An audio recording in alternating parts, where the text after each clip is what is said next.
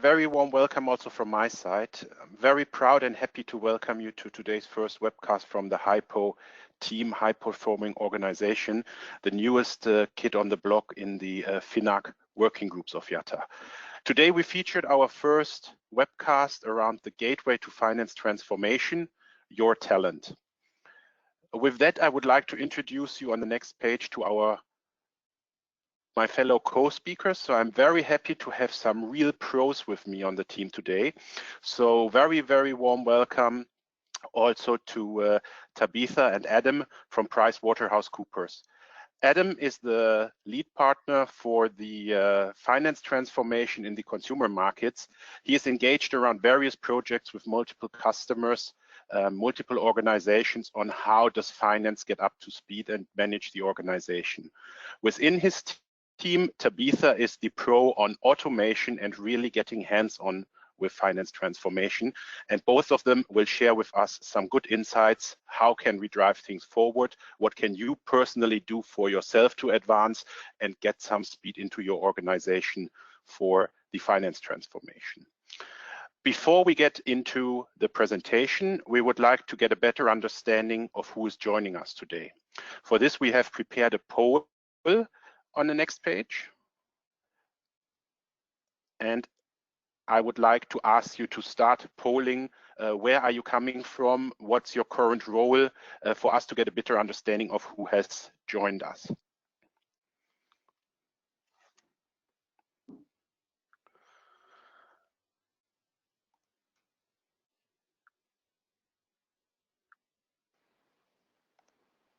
Everybody should be able to see the poll questions on the right-hand side of their GoToWebinar screen.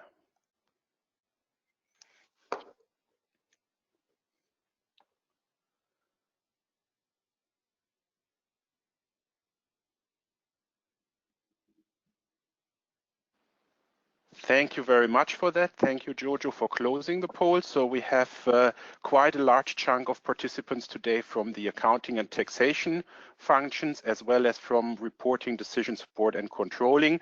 And biggest share comes from project management and others. So I assume large number of the people indicated under others are also driving finance transformations. So I hope we can give you some valuable insights today.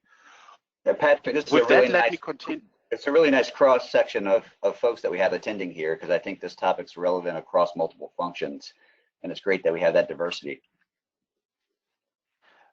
Absolutely. Thank you very much, Adam, for that. So with that, let me continue briefly with our today's objective of the call on the next page. So today we would like to focus on 3 objectives and give you insights into 3 topics, starting with the skills. Everybody's talking about technologies. What's really happening there? What can professionals do to prepare themselves for tomorrow's roles? What are the new technologies emerging, and which skills do you need to acquire in order to be part of the game? Additionally, we would like to have a look into what roles are emerging, which roles are required going forward, and how will today's existing roles change into tomorrow's setup. Last but not least, we would also like to give you some hands-on, or colleagues from PricewaterhouseCoopers would like to give you some hands-on ideas on what can you really do, what are best strategies to start on the journey, how can you start small and really get a movement going within your organization. Let me remind you, as Jojo said throughout the presentation, you can put your questions in the question box and we'll try to address them on the go or latest at the end. Addressing this topic, I would like to start a second poll question before we move on to the actual presentation by Adam and Tabitha. And you, in the functions indicated, I would like to know, to which extent do you expect your job will change in the next 5 years? To which extent will you be impacted by the change that's everybody talking about? Please indicate the respective range in the poll.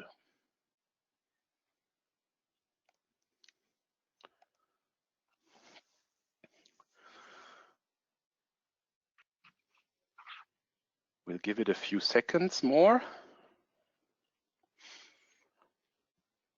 And now the poll is closed, and we can see that that's why you are all joining the call, because most of you expect that it's somewhere in the range to 25 to 75% your current role will change. And with that, you're exactly right in this call. So thank you very much for that assessment. And with that, I would like to pass on to Adam to give us some insights about what's happening out there, also from your professional perspective, what you have seen in the consumer markets industry where travel and tourism is part of. Adam. Yeah, no, thank you, Patrick, for that. And look, I think these answers are spot on. We expect that there's going to be a significant amount of change in the finance function. I think roles and responsibilities are going to change, but technology is going to continue to emerge and develop.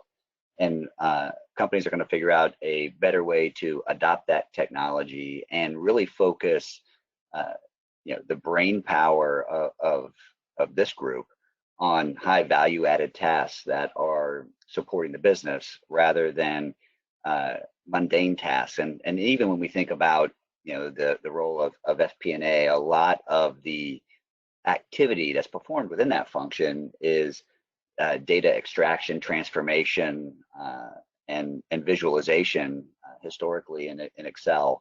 And while we think of the FP&A organization as a key partner to operations and providing support there, a lot of the activity that's performed is kind of non-value added because it's the prep to get to the analysis that we really care about.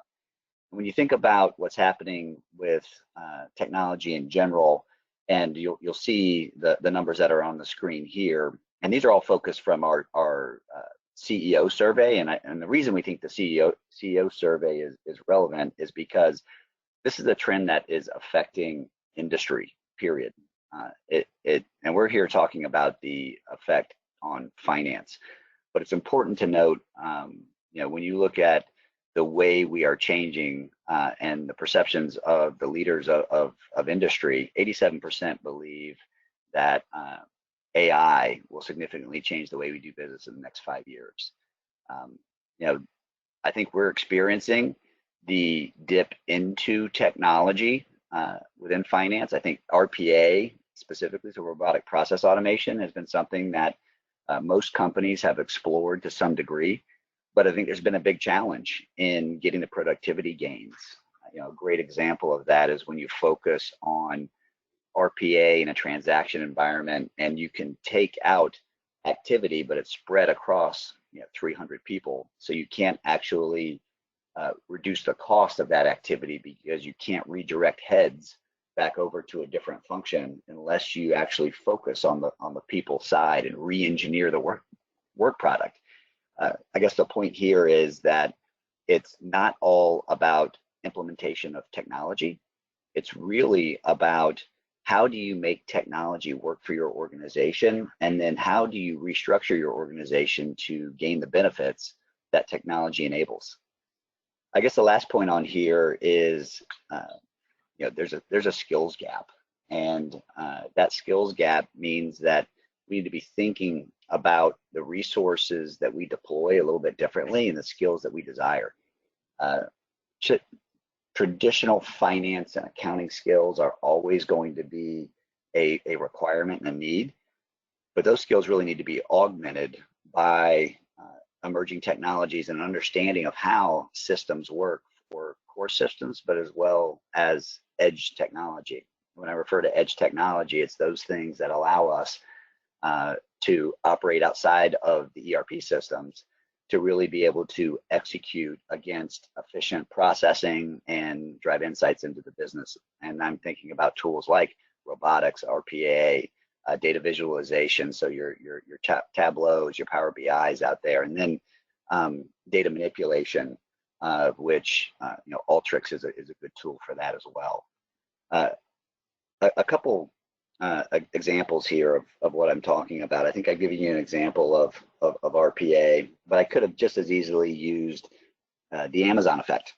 And if you think about Amazon, who is a massive customer of UPS, they're now also UPS's #1 competitor. And that change means that those two businesses are now battling for the same share in last mile. And that means that UPS, which is a historic brand, has been around for over 100 years, needs to now operate with the same agility that Amazon does. And just for the correlation to this group, why would I use that as an example? Because UPS operates the 8th largest airline in the world. And so it's something to think about as all of these technologies are converging. How do we use them? How do we accelerate through them? Last example I'll give you is our own journey, PwC journey that we've been on.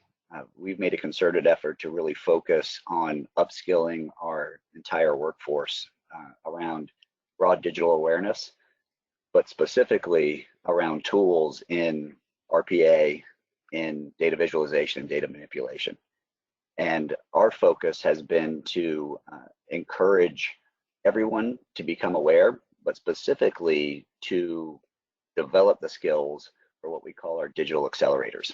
And that's a core set of resources from first-year staff up through partners and directors to make sure that they truly understand the tools and can be evangelists for that change within our organization. We've been going through that shift for the past year and a half, and continue to increase our focus and our breadth of skills in that arena, because we believe that the world is absolutely changing, and if we don't invest now, we'll miss the opportunity to really be able to serve our clients and help lead our clients through that transition.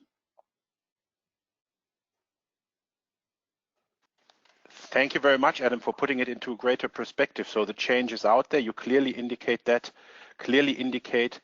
with the numbers. You give examples of customers changing into competitors. Disruption has been there also for a large chunk of the airline industry, and it's constantly developing with changing business models and so on and so forth. But the impressive number here for me is the lack of skills that threaten company growth, and with that also ultimately the company's future. So I would like to understand a bit better, maybe from you, Tabitha, what really has to change, what has to develop to fill the talent gaps we have there, the skill gaps, actually, not talent gaps. We have talent a lot in the industry, but we don't have necessarily the right skills. So what has to change to drive forward this major programs that most of the major companies and also airlines are running? And I think you have prepared something on that on the next slide. Yep. Yeah, absolutely. So I want to talk about it in the context of just transformation as a whole for finance. Finance is certainly not new to having to transform in many ways. Starting with the introduction of technology, tools like ERP really initially changed the game for finance. We moved away from very manual ways of keeping accounting records to actually a systematic way with a lot more control and structure over the data and access to that data. And so the levers of ERPs and then transforming the function through the use of better staffing and operating models, using offshore or even outsourcing some resources in order to scale. Those levers are still very much relevant and important. However, those levers didn't require as much of a massive shift in the finance talent and what they bring. And I think that's one of the biggest things that we're seeing today, is that for the first time, finance truly is in a bit of identity crisis, asking itself, what's the value that I provide? How do I really drive more insight? It's not enough to just be really good at keeping the books and being a good scorekeeper, but I really have to be more insightful in the data that I bring and the insight that I bring to the business. And ultimately, a lot of the high volume transactional activity that is somewhat mundane to begin with won't need to be done by a human going forward on a large scale. So now what do we do with this workforce, and how do we really extract more from them, get them to bring a different level of value to the companies that they serve? And that's really where this middle bucket is emerging. And I can say, from somebody who's been doing finance transformations for almost 15 years, I'm really excited about this shift, because for so long we were kind of putting a band-aid on a lot of issues, and now we get to actually help finance professionals see themselves in a different light and bring out a different side of what's kind of already within them. So we're doing a lot more around deploying small automation, which is user-friendly for finance professionals. In many cases, Adam mentioned a couple of them, using more digital reporting and outputs. Even some data automation is much more user-friendly for your average finance user. And so getting to kind of train them on those tools, free up the time that normally they're spending on compiling data and trying to get it in a shape where they can report on it, to actually driving a lot more insight. I have a client, actually, a couple clients that have told me, Tabitha, I'm using my brain for the first time in a long time. I'm actually having to think critically about what I'm doing. I'm just kind of so used to going through the motions. It's really freeing to be able to think critically about the processes and think about what is this data telling us, and to drive more of that insight to the business. And so this is really what's emerging, is equipping finance professionals with the right tools, and investing in their upskilling, because like we just saw on the previous slide, there's just not enough skills out there in the market to be able to completely hire for that. And also what we find that finance professionals really want to be operating differently, providing more of that. And so it's worth the investment in them to be able to equip them. And Tabitha, this reminds me of companies that we used to see. They used to have a finance information systems team, and that team used to exist because they needed to bridge that gap between what finance needed in real time and in short term versus what IT could provide in terms of reporting capabilities. And what we're seeing now is not necessarily that function, but that skill set being embedded within the finance function, and the ability to drive the insights that they need with the new automation that's available to us. I think that's a trend that we're going to continue to see, where those skills are embedded within finance themselves versus having to create that separate organization to bridge the gap. Yeah, and I like one of the questions that I saw pop up around, there's kind of a gap in our statement around CEOs see this delta, but ultimately aren't they accountable for helping invest in that? And the answer is absolutely. I think it's taken a bit of time for them to see that this is really, the onus is on them to make that investment. Like I said before, they really hadn't needed to make this dramatic shift for the finance function. And now I think they're seeing, okay, if we don't do that, then we're just not going to get there. But now the question is, how do we do that? So while we go on, and we saw that a lot of participants see a major change happening with the technology, with the transformation, and the need for finance to change. So I would like to put that question back to the participant, and would like to encourage you to put in the question box also some answers in respect to what do you think will most impact the change going forward. We heard a bit about technology, we heard a bit about emerging business model. So give us some idea before we continue. What do you think is making most impact, or what will drive, have most impact, what will drive the change the most, and what will drive the 25 to 75% of change that you will see in your job? Please use the question box to just type in a free text for that. And Tabitha, Adam, I would like to pick up one other question that we saw in there. You talked about technology changing, upskill requirements, CFO, CEO see that, yes, we need them to invest. On the other hand, we also understand we need to make sure that we have some bottom-up movement. But I also see a question asking, don't we need to make sure that we understand the basics first before we employ technology? Or is it really just about understanding technology and understanding the basics, for example, of how an airline works, how revenue management works, that will not be relevant anymore going forward? Do you have a view on that, or even an experience? No. What we're talking is augmenting existing skills. It is not a replacement of those skills. So yes, the basics are absolutely important. What we're trying to address is, how do you execute and be efficient and provide insights back to the business across those basics in a way that allows you to focus your time on the highest value added output. And technology is really a tool. It's a lever for us to minimize some of the things that are a little bit more mundane. But the skills that we're talking about are new and they are different. But I think we want to combine those skills together, not replace. And I would say even enable those skills, because what we often see is, if you're so busy, trying to just process either transactions or data to be able to report it, then you're actually not taking a step back and thinking critically about the key features of the business you're serving. I can't tell you how often we try and fix an issue, and half the battle is just helping a person see what comes before them and what comes after them, and how it fits in the big picture. And so I think our goal if we had a dream, would be to see people kind of be freed up to be able to think critically about the business, what drives the business, how they can provide more value to the business. And so that requires a deeper understanding than I would say is expected of finance professionals today. And I'm sure that that might be a little bit provocative to say, but ultimately, I think finance gets by a little bit with just, they produce the numbers, they produce the management reports, there's good insight in there. Most, are not finance professionals outside of finance. And so it's kind of good enough. But I would argue that it's really not as impactful and insightful in many cases as it could be. And so these technologies, what we are starting to see is it really frees you up to really understand the business more as a whole. Okay, thank you very much for that. So I see a lot of you making already starting to make comments in the question box. So I still would like to encourage you to continue that. Let us know, what do you think will change the transfer, or will impact transformation the most.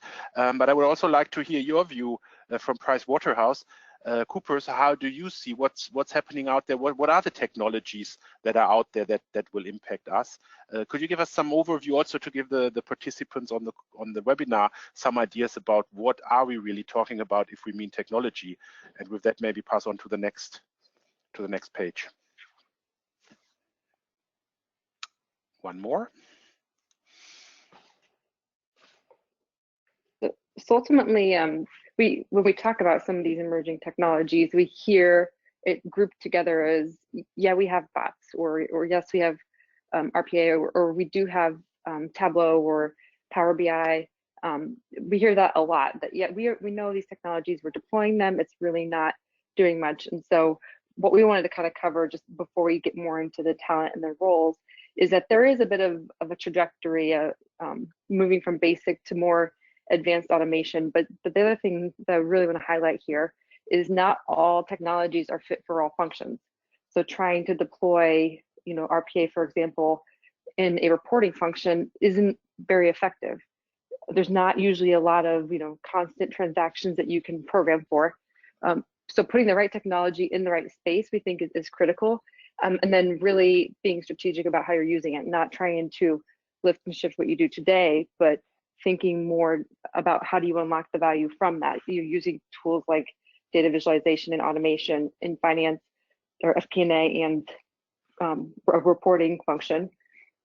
If you're doing it in the right way, you're usually building those for drill down capabilities, a lot more insight, not to just create a table that looks a lot like maybe a PowerPoint slide. And I would say in terms of ability to deploy, macros were more for super users, but I would say is a bit more basic functionality, right? It hadn't been fully codified. You kind of need to know the macro that you're building to be able to sort it into more of a system. From BPA, that was kind of the next emerging technology or capability around automation, and that required still a heavy amount of IT involvement. Now we're seeing tools like the data automation, which would be like Alteryx or Trifacta, or tools that do a heavy amount of data blending and data cleanup. And then also the data visualization tools I mentioned. Those are fairly easy to deploy, but some are just not unlocking the value from them just because they're not using them in the right capacity. Those that are really seeing the gains from it and are seeing it really change the dynamic of the conversations that they have with the business. And then RPA, one thing we're seeing around RPA is that while it's straightforward technology, definitely more user-friendly than some of the technologies of the past, it still requires a pretty heavy amount of dedicated resources or a COE around it. It's not one of those things that's easy to kind of dabble on the side. So we put that after the data visualization because it requires a little bit more advanced technical skills, but not necessarily to the IT skills. And then ultimately where companies are wanting to head is that more AI focused algorithm, much more complex automation. And that we can kind of see certainly in insight roles, but probably across all roles. So these are really the tools that we're seeing out there and where they best play. What we are still helping clients through today, though, is really how to optimize those tools in the right places. And it all comes back to talent. How do you equip the talent? Yeah, and so it's not surprising that you. Sorry, Adam, go ahead. So I was just going to say one other thing. I mean, I think the leading with technology versus leading with people theme is something that we need to pull out a little bit more as well. And what I mean by that is when our clients have been investing in RPA, we've seen a almost like an IT centric and technology selection process that's followed. And then the question has become, how can we deploy RPA versus what Tabitha was really talking about, and how do you really use these tools is what problem are we trying to solve and what tool in the toolkit helps us get there, because we want to define an outcome which is more efficiency, or we want to be able to identify how we can move heads into higher value added services, and thinking about the organization just as much as we think about the technology. And so I know we've talked a lot about technology on this slide. I just want to pull that back and say it's still very much about our people and the tools and the skill sets that we want to enable them with, and the outcomes that we want to achieve. That was exactly some of the questions that we also see popping up. So you talked about technology. Now, Adam, you talked about the people, but for the participants on the call, do you also have a couple of hints? How do we really make sure that we take the organization, that we take the people that define the organization, that we take them along, not only by upskilling them, but and having them standing on the sideline, but also making them part of the change and getting their buy-in? Because it's also one of the points that I see on the question poll to say we have to make sure that we get buy-in, but how do we do that? Do you have any tips around that? I think if we skip 2 slides, we can we've been talking about some of the roadblocks and challenges as we go. Maybe we could jump to the upskilling discussion. Adam can share a bit more about the story of PwC, because having lived it, I really do think it's a great use case of how to make change stick and how to dramatically deploy this upskilling on a large workforce. Yeah, so why don't we talk about that for a little bit? We've been on a journey for really the past 3 years, and from inception, and we're in the middle of execution, to upskill our workforce. And to give you an idea of what we're talking about, we have 55,000 employees in the US. The average age of our employees are 27 years old, which is kind of a striking detail when you think about the scale of our organization. And we have 3 primary service lines: our advisory business, where Tabitha and I said, we have our tax business, and then our audit practice. And we are digitally upskilling across all 3. So this isn't limited just to our consulting practice. And the concept and the recognition that our leadership had was that the world is changing, and we need to adopt and modernize quickly, which means we have to take this organization at scale and drive change and figure out how we are going to engage our employee base in this journey, because the goal is to leave no one behind. We want everyone to adopt the new ways of working and to drive that skill. So as you look at this chart, we very much said, what is our goal and what's the art of the possible for us? And it's the art of the possible for us is operating digitally across 55,000 people in the US, and across 3 lines of business. And what we did as we went through that is we wanted to identify real issues and use cases in our own world. And we can do that through the delivery of our existing services in each of those lines of business. And then we wanted to reframe the problem and think about how we can benefit from that. And for us, it was about identifying a core group of resources who we were going to create as evangelists within our organization. And we call them digital accelerators. And we really focused on upskilling that group on a voluntary basis. And when we went out and actually polled our teams and said, we think we might have 500 respondents who would want to go through this journey with us, we came back with like 3,200 respondents. And so we had to scale our plans even faster because the demand within our workforce was greater than what we had actually anticipated. And so that moves us into the training component. So we trained a core group of people, but we didn't stop there. We also then trained the entire workforce on a baseline level of understanding for tools that are going to be our key tools. And then we also drove training for broad awareness of digital and other applications, because we felt like we need to round out the skills of our team to understand broad implications in business, as well as the tools that they would use on a regular basis. And then we led from the front. So when we think about evangelizing and getting leadership support, we did that specifically. Our CEO equivalent, Tim Ryan, talks about this on our strategic journey, and continues to talk about what we've labeled as your tomorrow. And your tomorrow means that we're modernizing our workforce and our skills for how we are going to live in the future. And we have focused on that, and that has been a key tenet of our strategy for the past 3 years. And then we continue to evolve our roadmap of where we want to be and how we want to deliver and how that's changing our business. So we followed this path ourselves, and we really, then the words really say this, but this is a loop, and this continues to evolve and move forward and change as we get more experience and we go through this process. But this is one of those areas where we have very much lived this experience ourselves, and it gives us a really strong perspective on how other companies and organizations can deliver against this promise. And just to kind of recap what Adam said, and then talk about what we see in the market, I think there's just 3 key features present here. There's definitely a vision at the top that's communicated over and over again, so that it becomes, you see the leadership support, you see how invested they are in it, that it's not something that we're just dabbling in or trying out for the moment.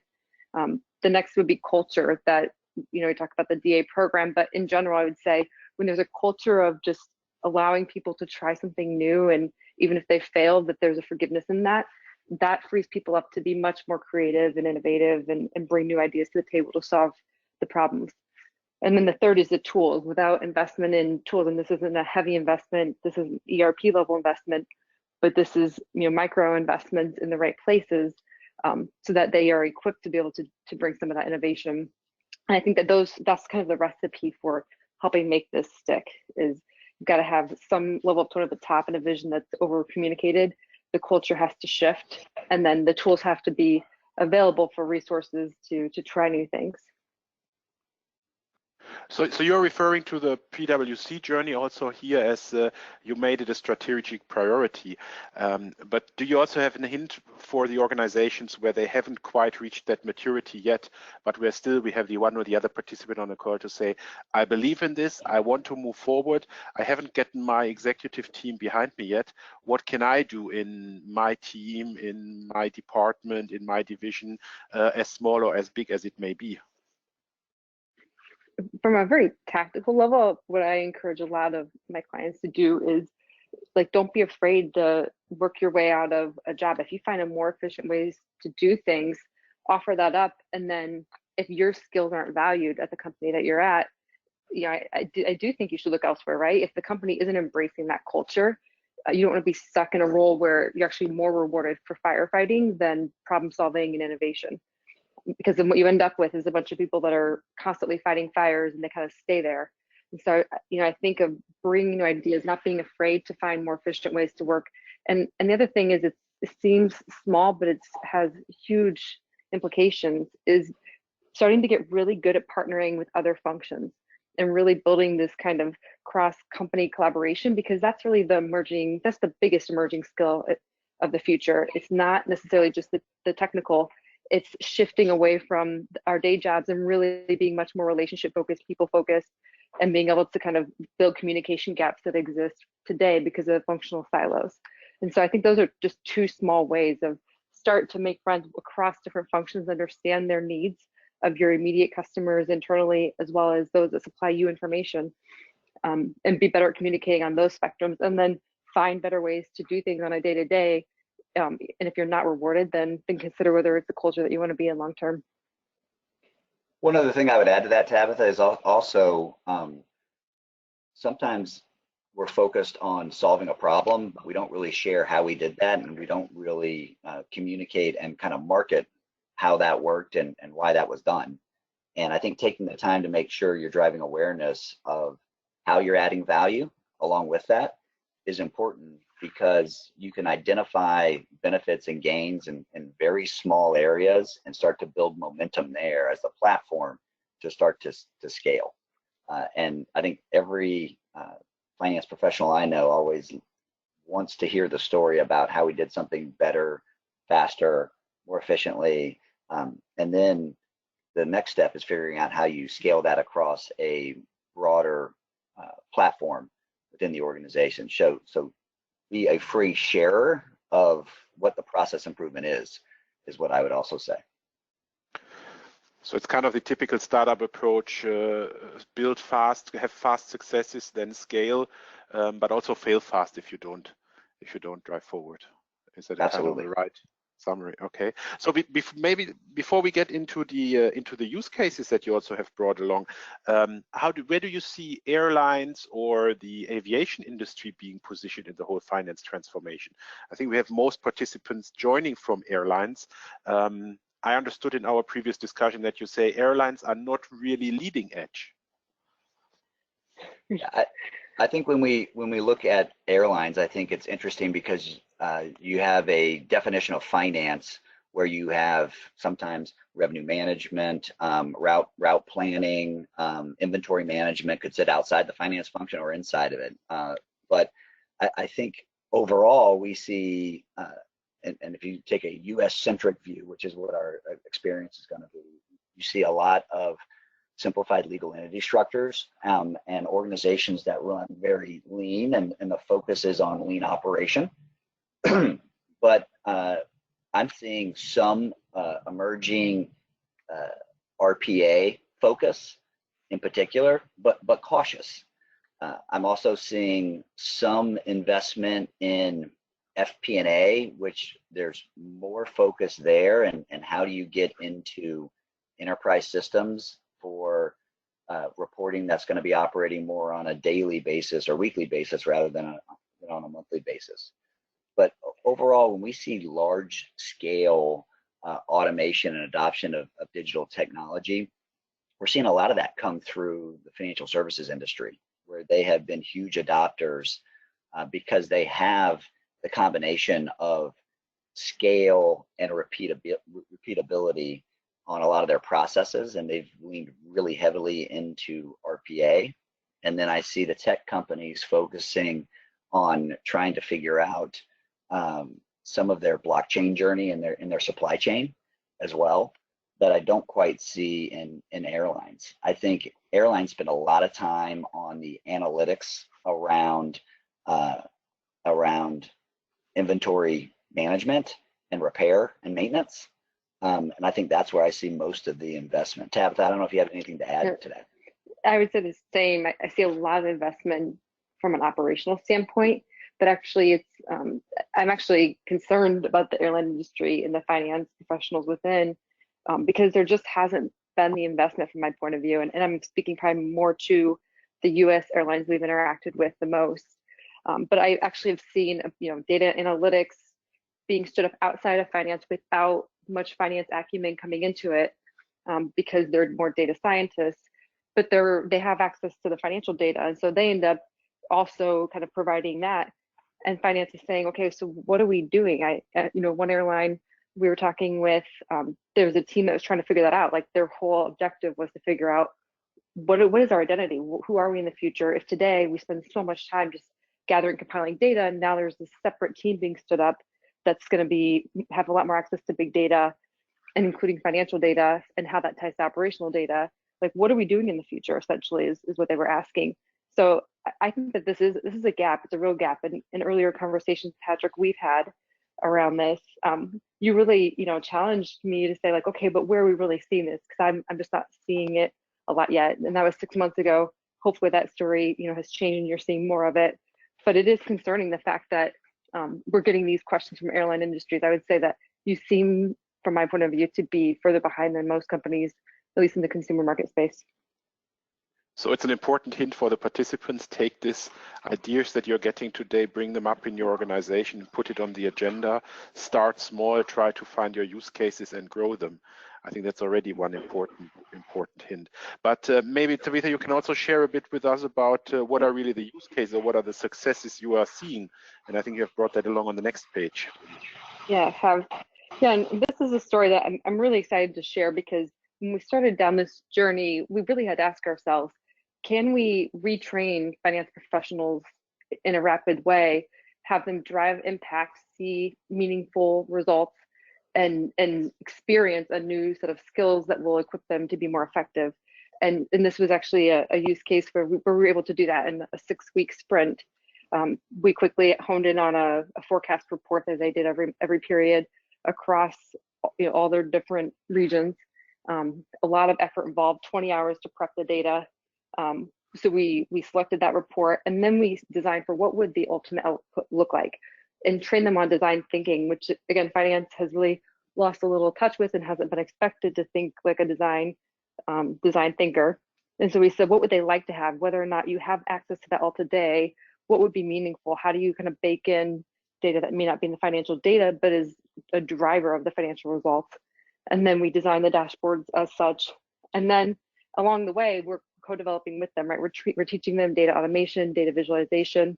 And then the last piece was really the automation. That wasn't even the biggest time, actually.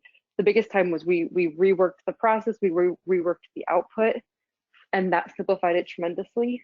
And then I would say the time savings that we pulled out of this, maybe a huge portion of that was actually just that, was redesigning the process, thinking about how do we get access to the data in a more meaningful way, and how do we reduce the over iteration of the report outs.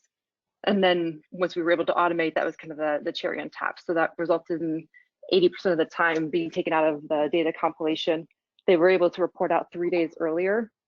And then also the level of insight they were able to bring in was tremendous, to the point where the CFO was able to make 3 clicks and drill into a region, a cost type, all the way down to an individual profit center.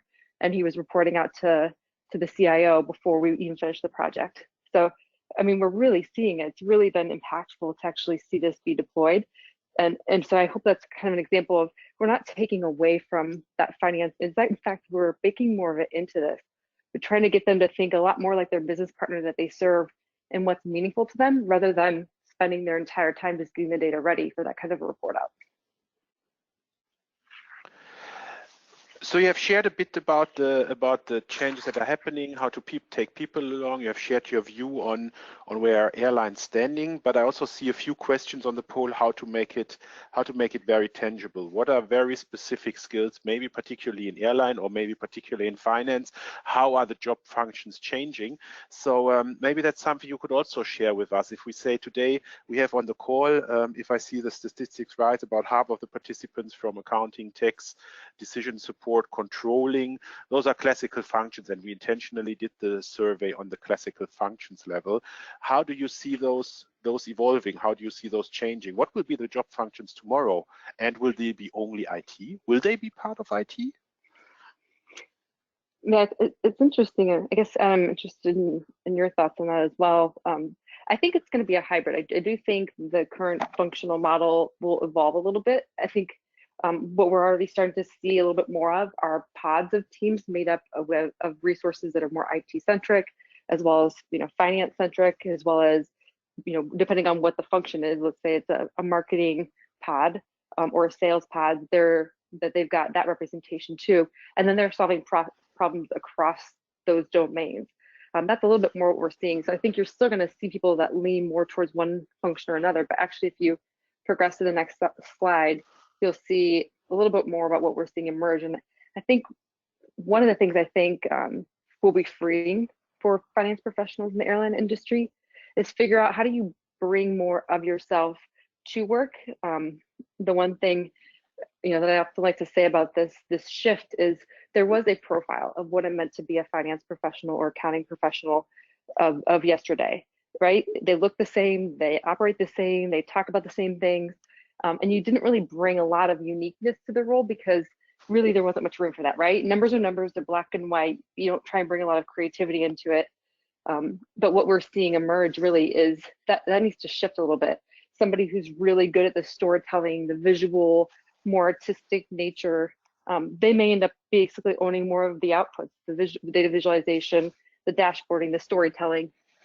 Same thing with somebody who really leans more towards automation. I'm not going to now be slotted into IT, but if they love finance, they love numbers, and they love the technology, they're going to play more of that role. They're going to do a lot more around just the data analytics, or be more of a data scientist.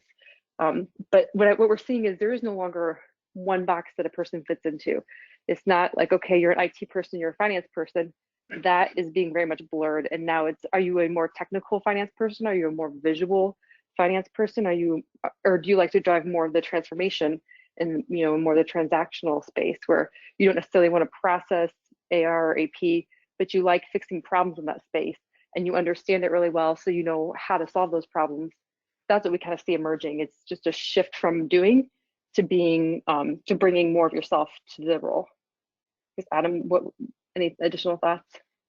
No, look, I think that's exactly right. And I'll go back to the example that I used earlier of, we used to have an organization that sat in between, the traditional finance and accounting roles and IT, and those were called, financial information systems professionals.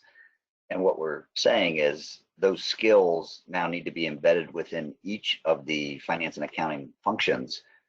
And the tools that are available to us allow us to do that now. The primary tool of choice is Excel, and we're saying that needs to advance and be broader, because the volume of data that can be analyzed on the desktop and by the individual is so much greater now. And so access to that information is what IT is going to be providing in the future, right? They're going to be providing access to source data, and you'll be able to analyze that more effectively and directly, and then control the information flow more specifically to drive insights faster. And that means you need to have some of these skills embedded within each of us. But I agree that the traditional roles will not go away. I think there's always going to be a core element of those, but we are going to see new roles emerge that are focused more around data and analytics, and how we get to insights faster. And I think that's the message. One question I saw in here was, so we're saying that, the skills of the accountant are not as important in the future, or there's no emphasis on that. It's definitely not what we're saying. I would liken it to, a prop plane versus a 747. You still need a pilot, right? You need somebody who knows how to navigate in the skies with that kind of equipment. But what we're saying is what it takes to run a prop plane is very different from what it takes to run a 747. And what's expected of finance functions in the future is a lot more like a 747 than what you can accomplish with a prop plane. And so that's how I think about it. You still need to be a pilot. The piloting skills won't go away. The need for them is going to be highly important, whether or not there's automation or not within that space. You're still going to need to know how to navigate whenever crisis comes about. It's just taking, it's just making that shift from the basic, the more recreational, to something that's much more industrialized on a big scale, especially given the size of the airlines today. And so I think those core skills are still there. It's just, how do they evolve to meet the needs of tomorrow, given the size and complexity that airlines are facing? I mean, the airline space is not slowing down, it's moving at a rapid pace. Why shouldn't the finance function be moving along with it? So you walked us through a bit of what's happening out there, what are views from the outside in, how are roles changing, what are skills needed, how is technology evolving. So let's move on to the next page and give us some hint, us the guys from the airlines and the aviation industry, how do we really make it happen? How do we build our action plan? Yeah, and we talked about this a little bit earlier in the presentation as well. And I think as you look at these 4 areas, the first one is cross-functional teams, and the point here is you want to bring a diversity of skills and talent. We talked about in the RPA world, when you focus on just that, you can't just pick the technology. You need to really have a center of excellence. You need to have IT, the business. You need to have change agents within the organization itself. and you need to have leadership around that. So as you think about how to solve these problems, I think be inclusive and bring that diversity of talent. The other thing is start small, short sprints, show value early, focus on near-term goals, and be okay with failing quickly and moving on to the next area. When you think about what you're doing with how to transform your organization, bring everyone along this journey. And we talked about that in the PwC story, about how we focused on developing core skills, but then broadly engage the rest of the organization. And this is where the opportunity will start to scale, is as you include more and evangelize, and then measure and celebrate the impact. Count wins, share those wins, communicate how that added value and how that changed the lives of your team as part of that messaging to again get people excited about the opportunity that's in front of us, because this is not about technology, is not about job replacement. It's about creating the job you really want to have and finding ways to add value and be more impactful within your organization.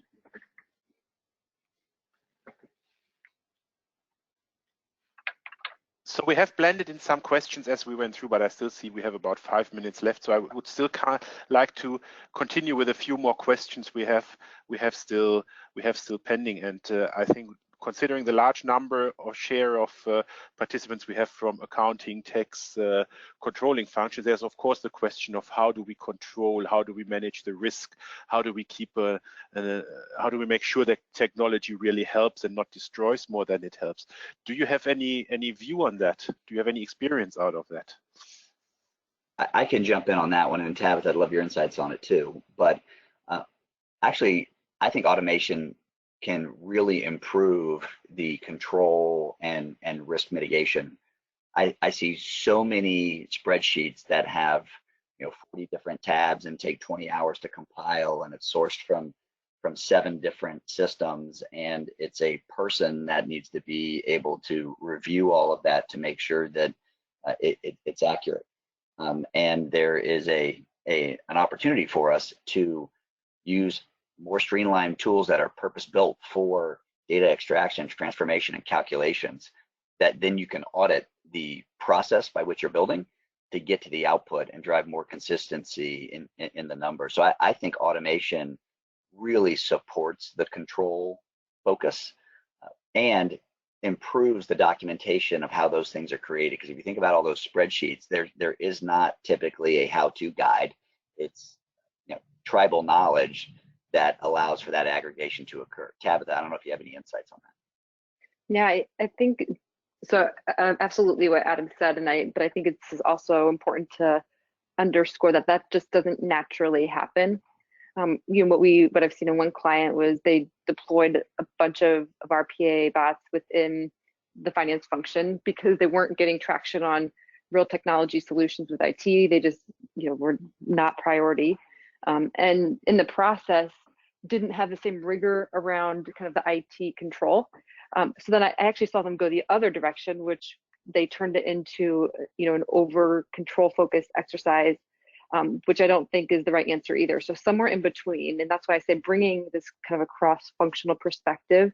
That's why it's critical that the accounting and the controllership is at the table when it comes to any kind of financial process being automated, both because they understand what the process needs, as well as they understand the control implications of getting it wrong, and bringing somebody from IT to the process so that they can think about things like cyber and IT risk, and so having that kind of cross-functional perspective solves for a lot of that, because then you've got the right experts bringing the right ideas. Now I guess the tendency is to take it too far, right? For IT to come and want it to be an overly IT project, controllership to come and wanting it to be overly, control focused, and ultimately you need to find a balance. And I think that's one of the biggest challenges companies are facing today, in addition to trying to really unlock the value from this and scale these programs, is finding that right balance between the control that's needed and then also moving it at a quick pace, because ultimately that's the benefit of these tools, is you can move at a much quicker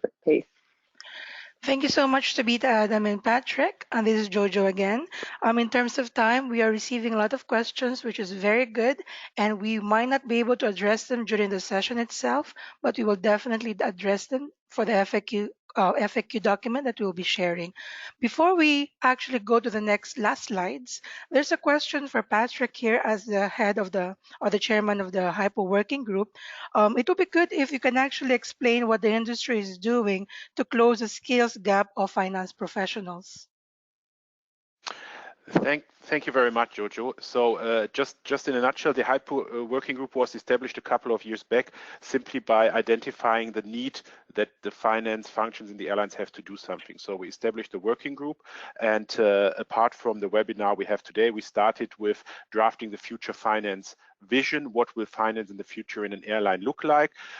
We have started to draft based on future skill requirements. We have worked out courses and trainings in collaboration with academia partners and IATAs, which are offered by IATA, and we will continue to do so in the next years. So we also established an airlines professional communities to establish some exchange, for which I would like to invite you, and the slide is just being shared. So if you join us on our LinkedIn community, on the IATA Airline Finance Professionals community, you request participation, you can join the discussion there, stay up to date with what's happening in the space, and also contribute to where do you see the needs. If you move on to the next slide, Jojo, I also would like to invite you to share feedback on today's session with us via email using the email address hypo@iata.org.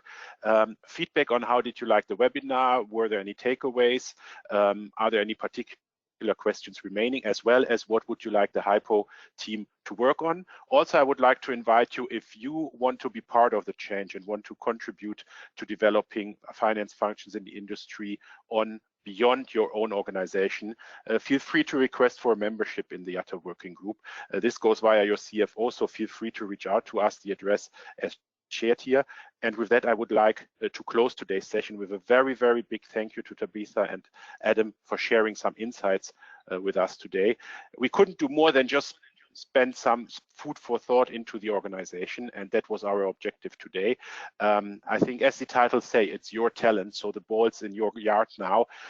Take action, follow the recommendations that Adam shared, take the first step and try to go forward. And if you have any particular ideas on what we can do from an industry perspective, from IATA or from the working group, how to contribute to that, please feel free to reach out to you. Jojo will be sharing the presentation as well as the recording following the call, because I saw that was also many questions there. And with that, I would like to wish you all a nice remaining of the day. And again, very, very big thank you, Tabitha and Adam, for sharing this. Thank you so much. Yeah, thank you. Thank you so much to everybody, the speakers and the participants. So if there's no further question, thank you so much for your time, and have a good day to everybody.